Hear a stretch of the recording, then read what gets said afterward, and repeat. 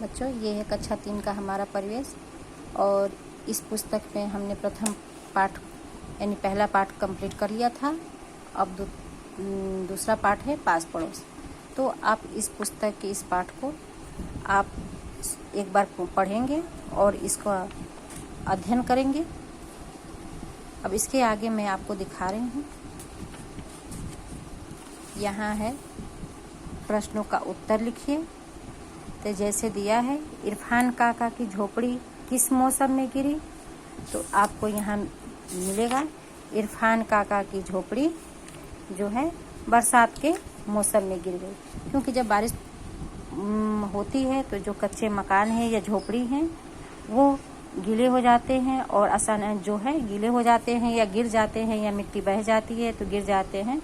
तो इस प्रश्न का आंसर यही होगा, इरफान काका की झोपड़ी बरसात के मौसम में गिरी। रमन, विवेक और राधिका ने इरफान काका की क्या सहायता की, इसका आंसर आप देख लीजिए।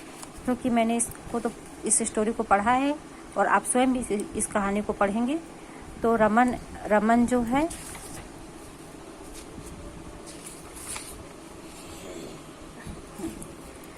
क्या सहायता की, रमन ने सारा कूड़ा कचरा गड्ढे में डाल दिया। रमन ने जो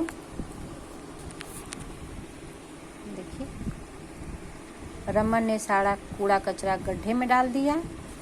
विवेक ने इरफान काका की चारपाई नई झोपड़ी में रखी और राधिका ने अपने घर से लाकर साफ चादर बिछाई। ये है आपका। अब आपका है झोपड़ी बनाने के लिए बांस और पुआल किसने दिया। अब देखिए इसका भी आंसर, तनवीर चाचा ने कहा मेरे पास सूखे बांस हैं, यानी तनवीर चाचा ने बांस दिया और सरला दीदी ने अपने घर से पुआल ला कर दिया। अब देखिए आप, पड़ोसी किसे कहते हैं। तो पड़ोसी वे होते हैं जो हमारे आसपास रहते हैं, यानी पड़ोस में रहते हैं। पड़ोसी वे लोग होते हैं जो हमारे पड़ोस में रहते हैं और पड़ोसी हमारे सहायक भी होते हैं हर कार्यों में, आवश्यकता पड़ने पे हमारी सहायता भी करते हैं। तो हमारे जो पास में पड़ोस में रहने वाले ही पड़ोसी कहलाते हैं। तो इस तरह से आप इन प्रश्नों का उत्तर आप अपने कॉपी में लिखिएगा। इसमें हमने ये नोट कर दिया है। आप इसके माध्यम से आप अपने कॉपी में इन प्रश्नों का उत्तर को नोट करिएगा। अब नेक्स्ट प्रश्न देखते हैं। जोड़े बनाओ। सरला दीदी ने क्या लाया, सरला दीदी ने जो है अपने घर से पुआल लाया। रमन, विवेक ने राधिका ने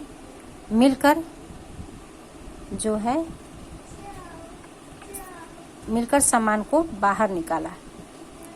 इरफान काका अपने पड़ोसियों की सदैव मदद करते हैं। तनवीर चाचा अपने घर से सूखे बांस ने कहा कि मेरे पास सूखे बांस हैं। इस तरह से तीसरा प्रश्न है, सही कथन के सामने सही और गलत कथन के सामने गलत का चिन्ह लगाइए। पास पड़ोस के लोगों को प्रणाम या सलाम करना चाहिए, बिल्कुल करना चाहिए, सही है ये। इसके बाद है जरूरत पड़ने पर पड़ोसी की मदद करना, ये भी राइट सही है। हम अपने पड़ोसी की बुराई करना चाहिए, गलत है, नहीं करनी चाहिए। पड़ोसी के साथ मिलकर त्यौहार मनाना चाहिए, सही है।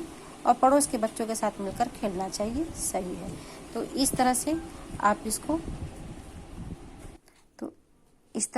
आप ये फिलिंग इन द ब्लैंक्स और करेक्ट और इनकरेक्ट जो है आप सही और गलत का चिन्ह लगाएंगे। चौथा प्रश्न है, तुम्हारे पड़ोस में बहुत गंदगी है, इसकी सफाई के लिए तुम क्या करोगे, सही का निशान लगाओ। गंदगी को ऐसे ही पड़ा रहने दोगे या पड़ोसी के साथ मिलकर सफाई करोगे। तो यहाँ होगा पड़ोसियों के साथ मिलकर सफाई करेंगे। ख देखिए, यदि तुम्हारा कोई मित्र सहारा लेकर चलता है, उसे तुम्हारे साथ खेलना है तो तुम क्या करोगे, सही का निशान लगाना है। तो उसके साथ खेलने से मना कर देंगे, नहीं ऐसा नहीं है, ऐसा खेल खेलोगे जिससे वो भी खेल सके, ये राइट है। तुम्हारे पास पड़ोस में कौन कौन रहता है, तो हमारे पास पड़ोस में, तुम्हारे पास पड़ोस में कौन कौन रहता है, तो आप जो है कि आप अपनी भाषा में इसको 5वां क्वेश्चन आप स्वयं लिखेंगे। और तुम अपने पड़ोसियों के साथ कौन कौन से कार्य करते हो। तो हम अपने पड़ोसियों के साथ मिलकर सफाई करते हैं, त्यौहार मनाते हैं। इस तरह से आप इस कॉलम में भर देंगे।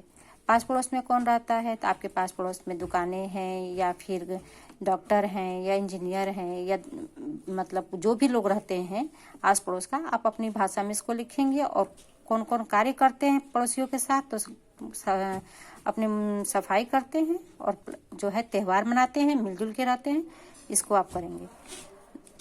6 नंबर है कविता पढ़ो और मनपसंद त्यौहार का एक कविता लिखो। तो आप इस कविता को पढ़ेंगे जैसे दिया है। होली आई सबके मन को खूब है भाई, नीले पीले लाल रंगों से भरी भरी पिचकारी लाई, पापड़ मठरी लड्डू गुजिया सबने मिलकर खूब है खाई। ईद आई सबने घर में सेवई बनाई, सबने सबको गले लगाकर मिलजुल कर है ईद मनाई। इस तरह से बच्चों आप इस पाठ 2 चैप्टर पास पड़ोस का पुनः अध्ययन करेंगे और इसका जो अभ्यास कार्य है वो आप सब लोग अपनी कॉपी में कंप्लीट करेंगे। धन्यवाद।